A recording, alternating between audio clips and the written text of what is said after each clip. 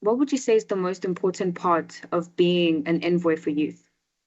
There are lots of interesting things about being an envoy on youth. But I think the most interesting part or the most important part is that I get to work with young people like yourselves.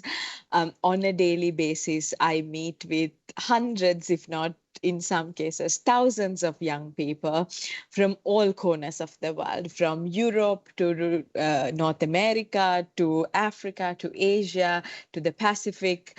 And for me, it's very interesting and it's such a big learning experience every time I meet with young people, because even though young people come from different backgrounds with different locations, from different geographies, there are a lot of things that are common among them. So learning about those common priorities and advocating for those priorities here at the United Nations is really the most important part of being the envoy on youth. And now we'll move on to the more educational part of it. We're also focusing on education. So, what do you think the role of education should be in a child's life? I think it is the most important part of a child's life, right?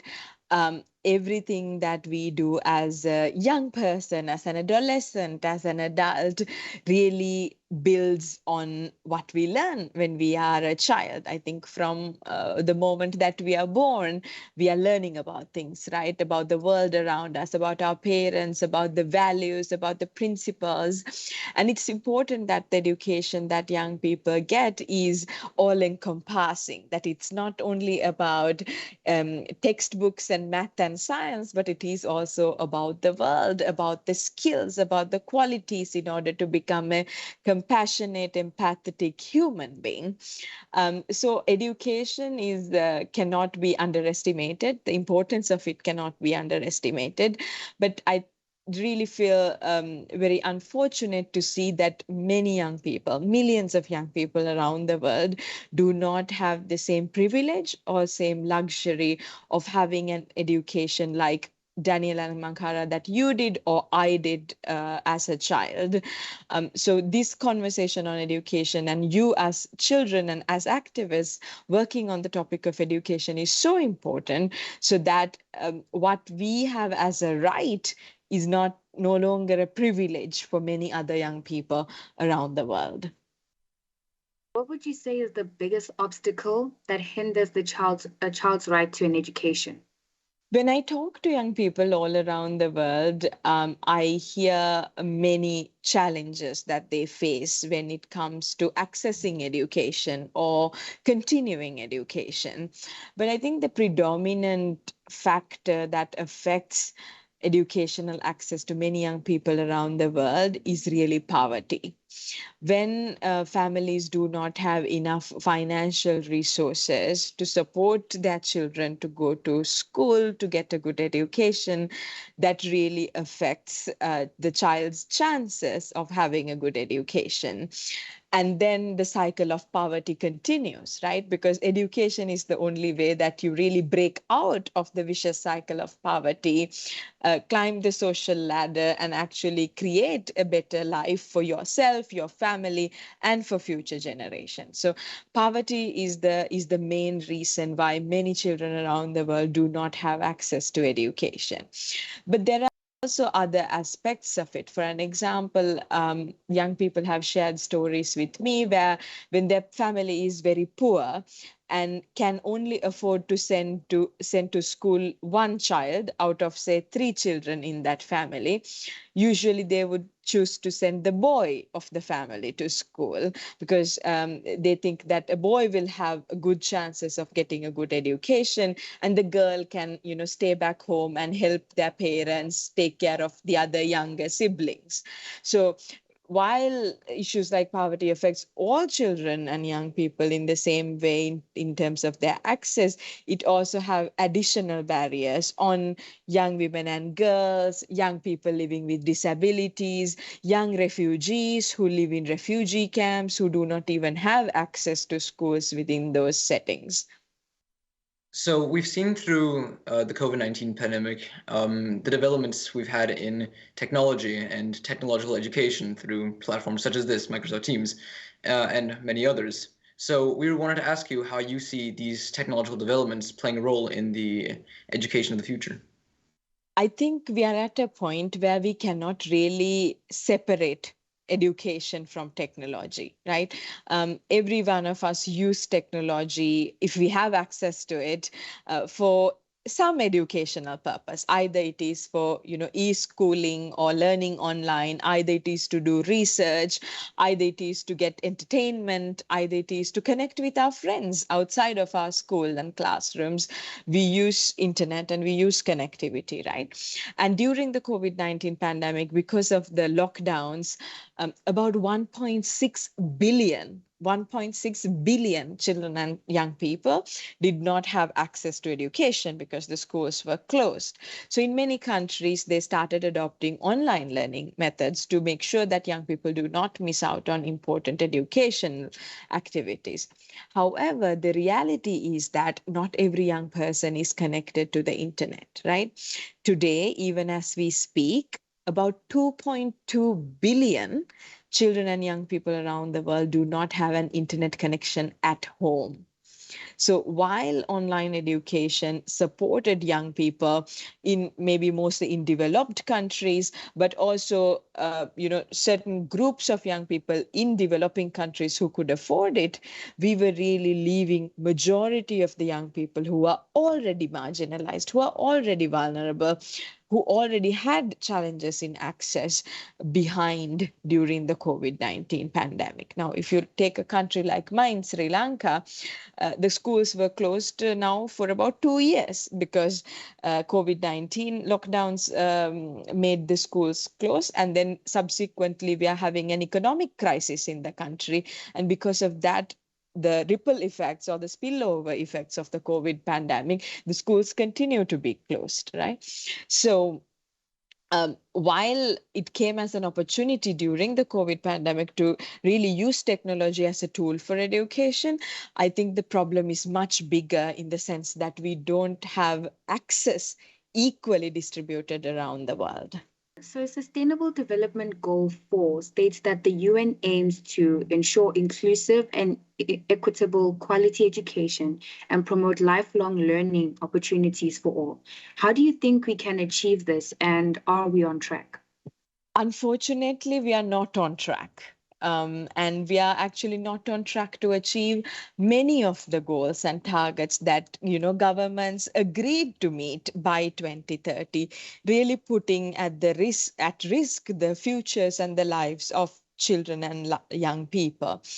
But there is also hope. We have seen solutions emerge from communities. We have seen investments go into education that gives us some signs of hope that we will be able to rescue this SDG. We will be able to rescue education and really work in an accelerated manner so that we can achieve those targets we set for ourselves in 2030. As we discussed earlier, education is the foundation of young people's lives. It's not a favor that we are doing for young people. It's their fundamental, basic human right to have an education, right? So putting that pressure on governments to continue to allocate sufficient financing on education, putting that pressure on governments to continue to meet the targets set in the Sustainable Development Goals, particularly SDG 4, is extremely important. And that's why the UN Secretary General is convening a Transforming Education Summit in a few weeks in New York to remind world leaders that education is the lifeblood in our society, that education has to be a top priority again for countries around the world. But if we're thinking about more how we can achieve this, so like more concrete methods and actions on how we can actually go on to achieve this goal, because although we may not be on track, do you have any ideas for how we could get back on track? Yes, as I said, I think the key is to ensure proper financing for education. As I said, poverty at an individual or family level affects a child's access to education, but also lack of financing and poverty at a national level also affects the educational infrastructure and the educational investments that go into providing educational services for young people, right? What we saw during the COVID-19 pandemic, and now, wars happening in different parts of the world, the climate crisis, and so many competing crises, what we see is a reduction of education investments internationally. From international aid that went into education, we see a decrease from donors. Nationally, when governments decide their budgets, we are seeing a decrease when it comes to budgets being allocated to ministries of education or to the school system. So we cannot say education is a priority and go back and not reflect that in our budgets, the way that we spend public finances, right? So one of the important entry points is to have sufficient education to make education accessible so that we can reach the goal that we discussed. But secondly, also, I think so far the education system has been so centered on adults deciding what is good for young people, right? And I think through the Transforming Education Summit, we want to change or turn the table and change that narrative and put young people and students at the center. We want them to tell us what is best for them. A politician who was in school 30, 40 years ago might be so distant from what actually goes in a classroom. But Daniel and Mankkgara, you know best what goes in your classroom, and you are the best ones to say, this is how we want to see the change in our educational system. So really giving a voice to young people, putting them at the center of educational conversations and decision making is, I think, the second step we can take to achieve SDG 4 and the targets under it. Clearly you're a professional, because this is a perfect segue right onto our next part of the interview, regarding the roles of heads of state in world affairs. So we want to, obviously one of the big points of the Children's General Assembly is regarding the collaboration between young people and children and, with adults and politicians around the world. So what we were wondering from you was, how do you think the heads of state can learn from children? I think there are many ways that head of states or our political leaders can learn from children. The best way to do that is to really listen to children, right? We in our societies, in most of our societies, we see children and young people as adults in training that one day will be able to contribute to important decision-making processes, right? But you know this best. You have your own lived reality. You have your own experiences, which makes you an expert on issues that affect your life. So listening to children is the best way that heads of state can learn from children. But we cannot also limit just our participation into listening, right? Because you can say, oh, I listen to children, but I'm just going to go and do whatever I want anyway. That's not accountability. That's not proper participation. So in addition to listening to young people, I think heads of state should also commit to incorporate children's inputs and their recommendations into the decisions that they make when it comes to creating laws and policies and budgets in the countries that they lead. How can countries collaborate more effectively to find solutions to global issues? I think there are many ways that countries can collaborate more effectively. What we are seeing right now is there's a lot of talk happening, right? There are a lot of summits happening at the UN, outside of the UN. Countries come, they discuss, they agree, but they don't really follow up. I think this is one of the biggest challenges that I see in the international system. We have so many nicely printed strategies and policies and resolutions, but very little of them get implemented. So I think the best way that countries can work with each other to solve the biggest global issues is to hold each other accountable, making sure that each one of those countries implement what they committed to and making sure that their neighbors, that other countries in their regions and other countries in the world also do the same. So applying that sort of peer pressure, making sure that countries are accountable to each other, but also sharing information and sharing knowledge and sharing resources is also extremely important to make sure that that's the way that we find common solutions to the common issues that we are facing in the world today, because majority of the global issues we are facing goes beyond national boundaries, right? Climate change doesn't stop at the border of your country. Peace and security issues does not stop at the border of those countries. So we need to really be open and collaborative when it comes to finding solutions. Unfortunately, in the UN today, I see a lot of division among countries, a lot of separation based on political ideologies, regional affiliations, and competing priorities. But this is not the way forward. We cannot divide and conquer. We have to unite and achieve our common goals. So, what do you think are some obstacles which heads of state can face when trying to solve a global issue? Because we see many times a large distinction between, domestic issues and global issues, and many times countries struggle to unite.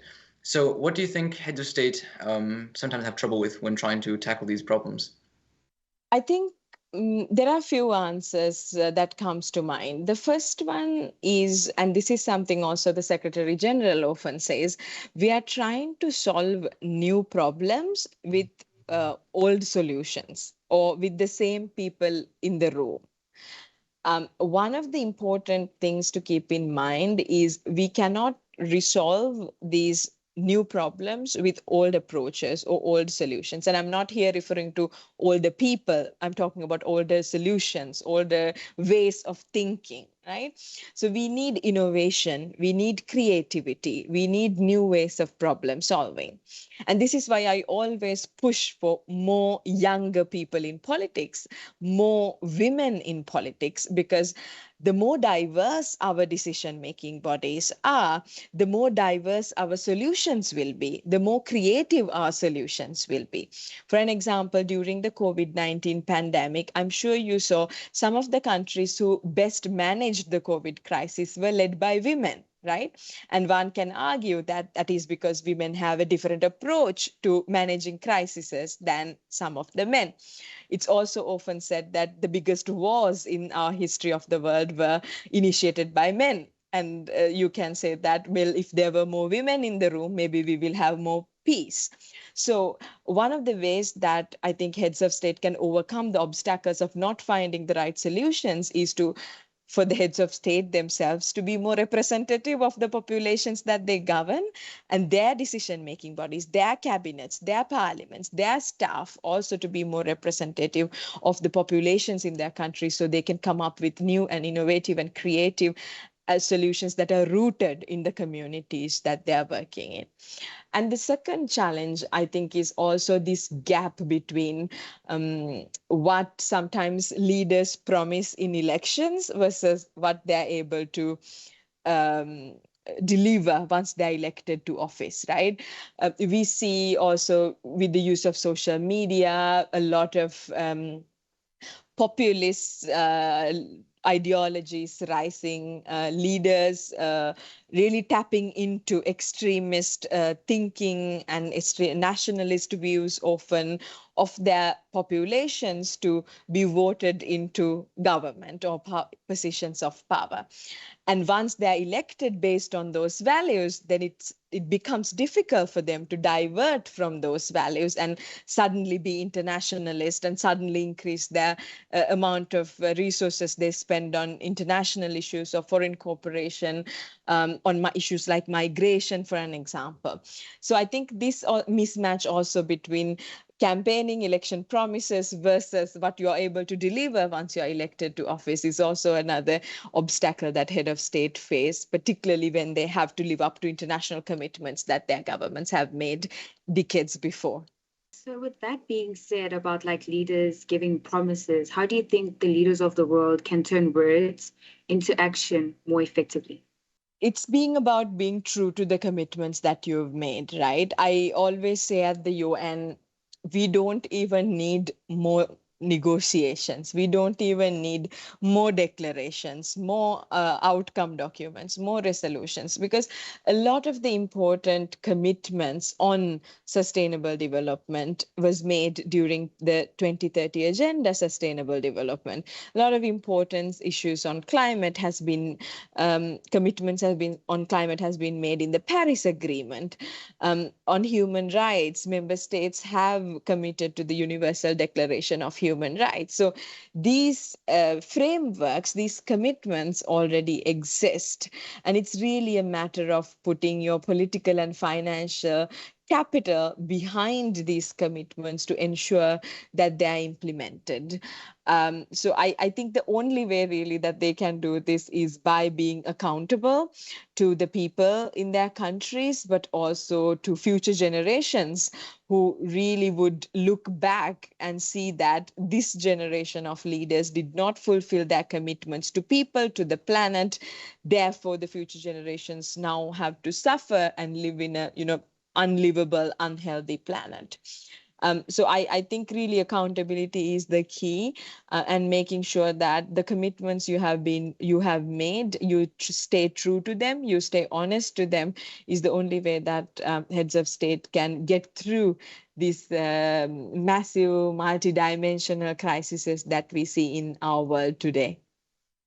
So our final question, we have a lot of talk about, how youth can help and how adults can learn from the youth, but specifically, how do you think that the youth can help the governments of the world to solve world issues?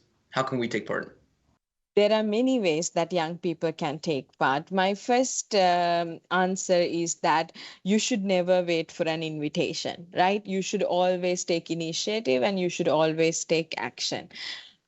Because at the end of the day, power or participation in decision making is not something that will be handed over to young people. We know about the struggles, for an example, of the women's movement. Even to get the right for women to vote, it was a struggle, right? The struggle to end slavery, the struggle to end colonialism. Similarly, for young people to really have power, we shouldn't wait for invitations to take part in tables, but we should demand for that space to be created for young people to participate. So start with little actions. Either it is about your own life, it is about your own family, something that you do in your school, in your university, starting small and scaling up and showing that you're actually not waiting for politicians to take action. You are taking action yourselves within your limited power, is a good way to always show to older decision makers that this is how things are done, that this is how you walk the talk.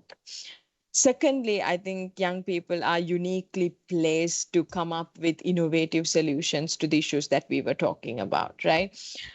You are a generation that has literally born into a world of technology and lived in a world of technology, whereas some of our older colleagues are still trying to figure out how to use Microsoft Teams or how to use their mobile phone.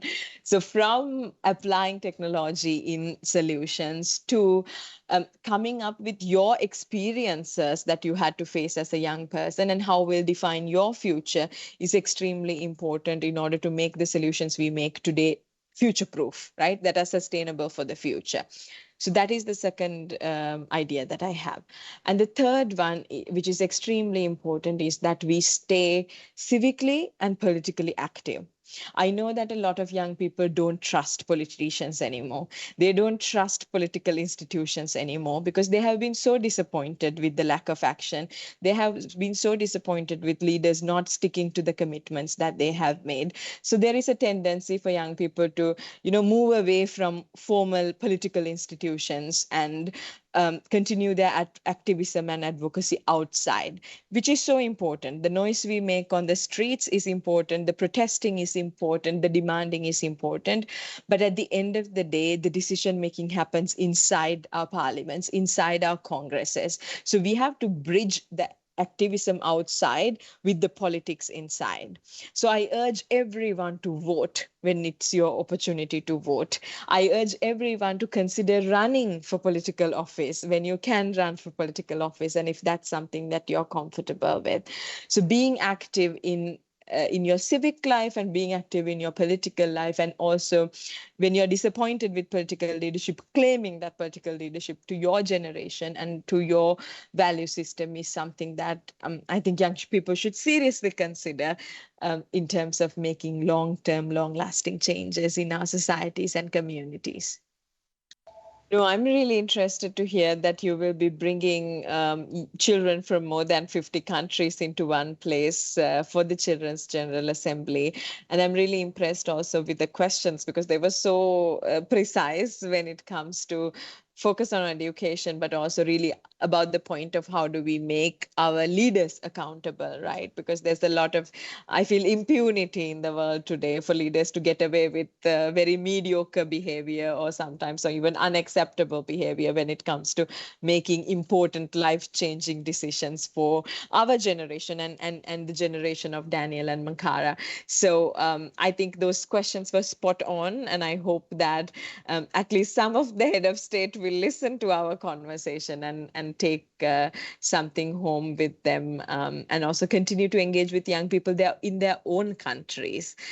Because I often hear from young people that, our political leaders never meet with us, they never listen to us. And I hope that the Children's General Assembly becomes a role model for them to really implement also in their own countries.